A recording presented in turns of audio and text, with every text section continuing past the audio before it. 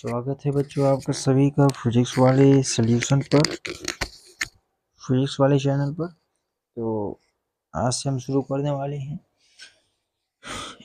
Examples. तो मैं आपको पहले दिखा देता हूँ। मैं आपको ये 8वां प्रैक्टिस एक्सरसाइज करवा चुका था और बाकी बचे हुए आप ही करेंगे, क्योंकि मैं जो देख रहा था बहुत ही अच्छा क्वेश्चन मुझे अच्छा लगा। तो आज मैं जो मतलब थ्योरी टॉपिक में पहले बता देता हूँ। Electric field, strength of electric field और motion of charge particle in electric field strength due to point charge, ये सभी करवा के और मिल्टन ऑयल ड्रॉप एक्सपेरिमेंट, ये सभी थ्योरीज आप लोग कवर कर लीजिएगा। और हम आज पहला इलिस्ट्रेटिव एग्जांपल 1.13 स्टार्ट करने वाले हैं। ये एग्जांपल करेंगे। ये देख लेते हैं टोटल कितने एग्जांपल्स दिए हुए हैं इसमें। टोटल 6 एग्जांपल दिए, 6 एग्जांपल दिए हुए हैं, जो कि आज हम इस सेशन में कवर कर देंगे। ठीक है, चलिए शुरू करते हैं। पहला example, a wooden ball covered with an aluminium foil having mass m hangs by a fine silk thread L meter long in a horizontal electric field। कह रहा है कि एक वुडन बॉल है जो कि कवर कर रहा है एल्यूमिनियम फॉइल को, जिसका मास m है और वो लटका हुआ है किसी सिल्क से जिसका लंबाई L है, metre in horizontal electric field, और हॉरिजॉन्टल इलेक्ट्रिक फील्ड लग रही है उस पर। तो when the ball is given an electric charge, क्यों जब बॉल को चार्ज क्यों दिया गया, तो it stand out d-meter from the vertical line passing through the suspension point of thread so that the electric field is given। हमें ये prove करना है, अल्टीमेट हमें ये प्रूव भी करना है। ठीक है, तो चलिए मैं आप सभी को सोल्यूशन दिखाने वाला था, गलती से सोल्यूशन दिखा देता तो आप लोग को पता चल जाता। तो अभी आपको मैं जूम आउट कर ले रहा हूँ। ठीक है, अब यहाँ पर मैं सोल्यूशन कराने वाला हूँ, आप लोग सभी से देखिए। ठीक है, मैं आप सभी के लिए एक न्यू पेन लेके आया हूँ, ये देख सकते हैं, जो कि मुझे बहुत ही महंगा मिला। तो चलिए आज इस पेन से ही थोड़ा आनंद शुरू करते हैं। तो बिना समय व्यर्थ किए हम यहाँ पर स्टार्ट करने वाले हैं। इलस्ट्रेटिव एग्जांपल 1.13 जेल पेन है, मस्त चल रहा है। तो वह कह रहा है कि एक दीवार है। ठीक है, एक दीवार है, दीवार से हमारा, ये दीवार है, दीवार से हमारा डी मीटर डिस्टेंस पर एक बॉल है। क्या है? डी मीटर डिस्टेंस पर एक बॉल है जो कि थीटा एंगल बना रहा है। क्या बना रहा है? थीटा एंगल बना रहा है। और इस बॉल को उसने उस पर चार्ज मिल गया था। क्वेश्चन को आप पढ़िएगा, देखना, यही वह कह रहा है कि एक दीवार है, दीवार से दीवार है, दीवार पर से एक बॉल लटका हुआ है। ठीक है, सिल्क थ्रेड है जिसकी लंबाई L मीटर है। कितना? ये L लंबाई है, इस रस्सी की L लंबाई है सिल्क की। तो इस पर टेंशन T कुछ इससे लगेगा। इसका मास यदि mg है, mg फोर्स नीचे लगेगा और एक फोर्स इधर लगेगा इस साइड QE। ठीक है, कैसे लग रहा है अब मैं अभी आप सभी को बताता हूँ। देखिए, उसमें कहा था कि वुडन बॉल है, लकड़ी का बॉल है ये, और यह एक एल्यूमिनियम फॉइल के साथ लपेटा हुआ है जिसका मास m है, और इसे दीवार से टांग दिया गया है और किसी सिल्क रस्सी के थ्रू, सिल्क थ्रेड के एलीमीटर सिल्क थ्रेड के थ्रू के द्वारा हॉरिजॉन्टल में एक इलेक्ट्रिक फील्ड लग रही है कुछ इस साइड। क्यों ही लगेगा इलेक्ट्रिक फील्ड? एक इलेक्ट्रिक फील्ड लग रही है। ठीक है, हॉरिजॉन्टल में क्या लग रही है? हॉरिजॉन्टल में इलेक्ट्रिक फील्ड लग रही है। जब मैं इस बॉल को चार्ज क्यों कूलम दे दूंगा, यह वर्टिकली दूर चली जाएगी सस्पेंशन पॉइंट से, थीटा एंगल बना लेगी। वही कहा है। तो इसको चार्ज जब क्यों मिल गया, क्या मिल गया, क्यू मिल गया। और इलेक्ट्रिक फील्ड कुछ इसी डायरेक्शन में लग रही है, कुछ इस डायरेक्शन में इलेक्ट्रिक फील्ड लग रही है, और इस बॉल के पास पॉजिटिव वाला चार्ज है, तो positive charge always electric field की डायरेक्शन में फोर्स लगता है। कितना लगेगा फोर्स, क्यू ई। कितना लगेगा फोर्स, क्यू ई फोर्स लगेगा। ठीक है, ये एंगल भी थीटा हो जाएगा। ये आपने रूल कुछ पढ़ा होगा, जो भी पढ़ा होगा। और अब इक्विलिब्रियम, यदि देखो मैं टेंशन को कंपोनेंट में तोड़ूंगा तो ये क्या हो जाएगा, टी कॉस थीटा। ये वाला क्या हो जाएगा, टी साइन थीटा। देखो टी साइन थीटा बराबर में फोर्स है, टी साइन थीटा बराबर में फोर्स आ रहा है, क्या है, टी साइन थीटा बराबर में फोर्स आ रहा है। टी कॉस थीटा बराबर में एम जी आ रहा है, टी कॉस थीटा बराबर में एम जी आ रहा है, ये आपको पता होगा।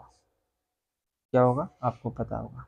इन दोनों को जब मल्टीप्लाई यानी कि डिवाइड करूंगा, फर्स्ट को सेकंड से डिवाइड करूंगा तो ये आएगा टेन थीटा बराबर में एफ बाई में एम जी। ठीक है, अब टेन थीटा कहाँ, टेन थीटा किससे हम निकालेंगे, मैं आपको बता दूं, ये वाला एंगल निकालेंगे। ये हमारा बॉल है, ये हमारा बॉल है, ये डिस्टेंस एल है, ये डी है, ये थीटा है, तो ये परपेंडिकुलर हो गया, ये बेस हो गया, 90 डिग्री हाइपोटेनस हो गया। टेन थीटा का फॉर्मूला होता है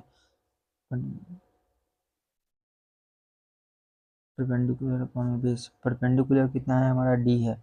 बेस क्या होगा, अंडर रूट में l square minus D square, ये हमारा हो जाएगा। इस वैल्यू को हम यहाँ पर रख देंगे टेन थीटा के, डी डिवाइड में l square minus D square under root बराबर में फोर्स कितना लग रहा था, q e divide by m ji.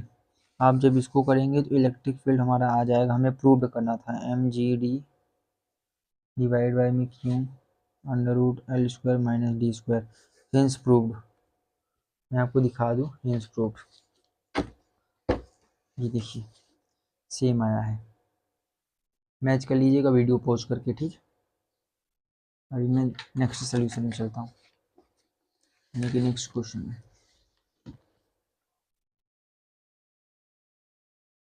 Next question आप सभी लोग अपनी स्क्रीन पे देखिए क्या लिखा हुआ है, आप सभी स्क्रीन पे देखिए। A particle of mass m and charge q is thrown with initial velocity v0 at an angle alpha with the horizontal in space. There exists an electric field of strength at angle beta with the downward vertical away from the point of projection. Find the time of flight and range of projectile on horizontal ground. Time of flight निकालना है और horizontal ground पर time of flight निकालना है और range निकालना है। Question को मैं समझा दूँ, कह रहा है क्वेश्चन नंबर 2 कह रहा है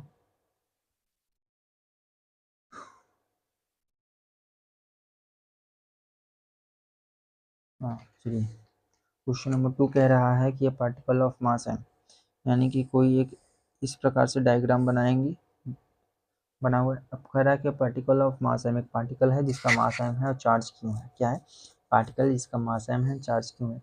उसको जब हम फेंकेंगे with initial velocity V naught से, मैं यहाँ से पिंक पेन का यूज करता हूँ। एक पार्टिकल है जिसका मास एम है चार्ज क्यों है। इसको जब हम वी नॉट वेलोसिटी से फेंकेंगे, वी नॉट वेलोसिटी से हम फेंकेंगे, थ्रो करेंगे, ठीक है। आगे क्या लिखा हुआ है, एट एन एंगल अल्फा, किसकी, अल्फा एंगल पर, कितने एंगल पर, अल्फा एंगल पर, विद द हॉरिजॉन्टल, हॉरिजॉन्टल के साथ अल्फा एंगल बनाएंगे। इन स्पेस, स्पेस में, in space there exist an electric field strength at an angle beta. कह रहा है स्पेस में, यानी किसी स्पेस में इलेक्ट्रिक फील्ड एग्जिस्ट कर रहा है किसी एंगल बीटा पर। तो स्पेस में, स्पेस ये हमारा हो गया, और यहाँ पर मैं कोई एक कंपोनेंट लाइन ड्रॉ कर लेता हूँ जिससे वह बीटा एंगल बना रहा है, ठीक है। वो भी डाउनवर्ड डायरेक्शन में लिखा हुआ है उसमें, with downward vertical away from the point of projection, point of projection से दूर कहीं, ठीक है। तो ऐसे ये इलेक्ट्रिक फील्ड बना रहा है, ठीक है, इलेक्ट्रिक फील्ड बना रहा है। फिर पूछ रहा है कि find the time of flight. Time हमें पूछा है, रेंज पूछा है। क्या पूछा है? टाइम पूछा हुआ है और रेंज पूछा हुआ है। तो टाइम और रेंज हम निकालेंगे कैसे? ये देखिए, सबसे पहले हम एक्स एंड वाई डायरेक्शन में हम वेलोसिटी का कंपोनेंट निकालेंगे। एक्स के डायरेक्शन में एंड वाई डायरेक्शन में हम वेलोसिटीज का कंपोनेंट निकालेंगे। तो इस डायरेक्शन में, इस डायरेक्शन में, तो एक्स डायरेक्शन में हमारा क्या निकल के आ जाएगा? ये वी एक्स डायरेक्शन में, वी वाई डायरेक्शन में। वी एक्स डायरेक्शन में हमारा वेलोसिटीज का निकल के आएगा। ये वी नॉट था तो वी नॉट हो जाएगा कॉस अल्फा। वी वाई क्या हो जाएगा? V naught sine alpha. ये आपने प्रोजेक्टाइल मोशन में पढ़ा होगा। ठीक है, अब हम एक्सीलरेशन निकालेंगे। क्या निकालेंगे? एक्सीलरेशन। ए सी एरिया, फॉर्मूला ही नहीं लिख पा रहा हूँ मैं। A L C E L E R A T I O है। अब मैं एक्सीलरेशन निकालने वाला हूँ किसके? एक्स और वाई डायरेक्शन में। एक्स और वाई डायरेक्शन में एक्सीलरेशन निकालेंगे। तो सबसे पहले यहाँ पर ए एक्स ए वाई, ठीक है, ये वी वाई भी ये निकाल लिया हमने। अब निकालेंगे ए एक्स। एक्स कंपोनेंट में हमारा ये क्या निकल के आएगा? तो आपको, आप लोग ये वाला फॉर्मूला पढ़े होंगे कि फोर्स, देखिए मैं बता रहा हूँ, एक्सेलरेशन क्या होता है? फोर्स इक्वल्स टू में मास इंटू में एक्सेलरेशन है। तो एक्सेलरेशन क्या हो जाएगा? फोर्स अपॉन में मास होता है। तो फोर्स कितना लग रहा है? क्यू ही लगेगा, डिवाइड बाई में क्यू ही लगेगा, डिवाइड बाई में एम लगेगा। ये फोर्स हो गया। लेकिन इलेक्ट्रिक फील्ड किसी कंपोनेंट में टूट रहा है बीटा एंगल पर। तो ये देखिए, ये हो गया बीटा एंगल, इससे बना रहा है। यदि मैं कंपोनेंट में, यदि मैं इसे तोड़ूंगा, इस साइन को मैं यदि कंपोनेंट में तोड़ूंगा, तो लेट से मैं दिखा रहा हूँ अभी आपको, ये मैं कंपोनेंट में तोड़ूंगा, ये हो जाएगा कॉस, ये हो जाएगा साइन, ई साइन, ई साइन बीटा, और ई कॉस बीटा। तो उस हिसाब से ये वाला देखिए, ये वर्टिकल यानी कि हॉरिजॉन्टल वाला कंपोनेंट होगा। क्या होगा? हॉरिजॉन्टल वाला कंपोनेंट होगा। मैं आपको बता रहा हूँ, ये एक्स एक्सिस के साथ हॉरिजॉन्टल वाला कंपोनेंट इलेक्ट्रिक फील्ड है, फोर्स में लग रहा है। तो क्यू ई साइन बीटा और डिवाइड बाई मास एम है। ये हमारा हो गया। वाई एक्सिस में क्या लगेगा? हमारा फोर्स क्यू ई लग रहा है। वाई एक्सिस में यानी कि ऊपर की तरफ, क्या? ऊपर की तरफ क्यू ई लगेगा, डिवाइड बाई, देखिए ऊपर की तरफ ये वाई एक्सिस में, बट यहाँ पर क्या है? नीचे की तरफ। तो देखिए वाई एक्सिस में हमारा कंपोनेंट लग रहा है q e divide by m cos theta. Cos theta लग रहा है, अरे sorry, cos beta, cos beta ये वाला। लेकिन इस पार्टिकल का मास m है, जो कि नीचे कुछ mg भी लग रहा होगा। यानी कि हम सपोज कर सकते हैं जी ग्रेविटेशन, यानी कि ये जो इलेक्ट्रिक फील्ड है जब नीचे आ रही होगी, यानी कि जब वो ये वर्टिकल, ये एक्सेलरेशन हमारा पार्टिकल कुछ ऊपर जब जा रहा होगा तो नीचे कुछ ग्रेविटी लगता होगा, जी ग्रेविटी हमारा लगेगा। क्या लगेगा? ग्रेविटेशनल फोर्स भी लगेगा इसमें।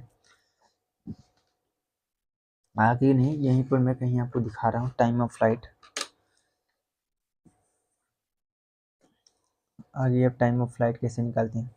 तो टाइम ऑफ फ्लाइट जो फॉर्मूला होता है टाइम ऑफ फ्लाइट का प्रोजेक्टाइल के लिए, two v y direction, in y direction x, यानी कि ए वाई और वी वाई का मतलब होता है ये वाला डायरेक्शन में, इस डायरेक्शन में टाइम ऑफ फ्लाइट हमारा निकलता है।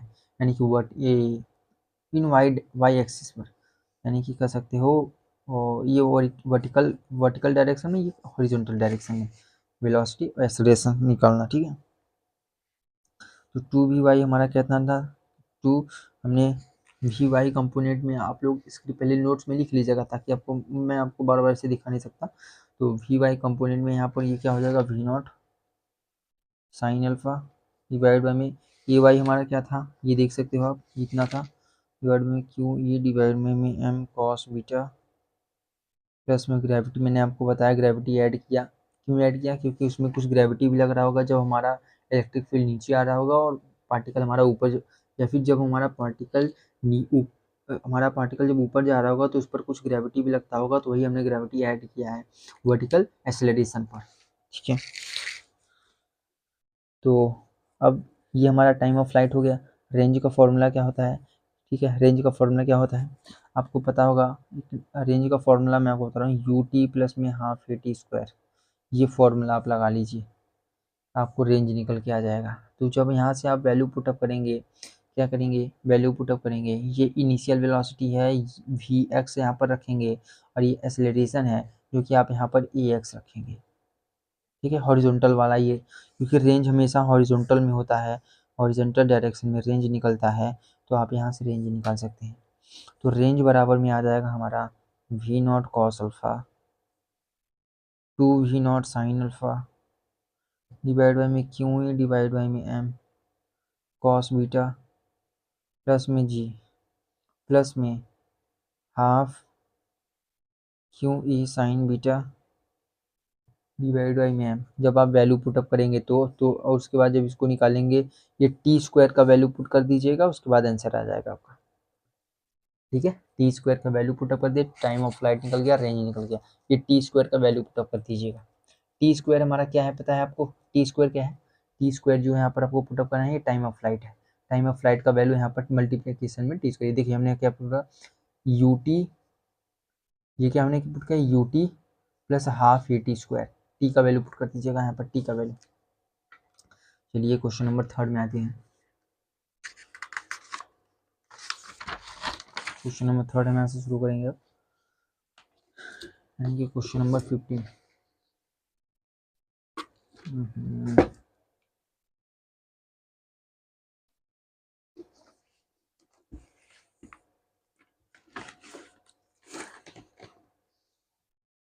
क्वेश्चन नंबर 15 देखिए क्या कह रहा है, आप लोग ध्यान से स्क्रीन पे देखिएगा।